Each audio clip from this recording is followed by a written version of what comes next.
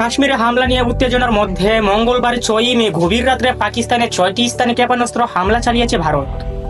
এর জবাবে রাতেই পাল্টা হামলা চালিয়েছে পাকিস্তান।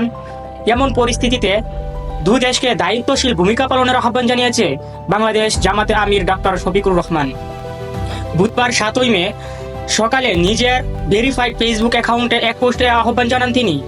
ফেসবুকে জামাতের আমির লেখেন, সম্প্রতি কাশ্মীরের পেহেলগামে সন্ত্রাসী হামলায় 26 জন পর্যটক নিহত হয় ঘটনাকে কেন্দ্র করে দুই দেশের মধ্যে যে উত্তেজনা বিরাজ করছে, ইতিমধ্যে হামলা পাল্টা হামলা মতো ঘটনা ঘটেছে, তা কারো জন্যই মঙ্গলজনক হবে না।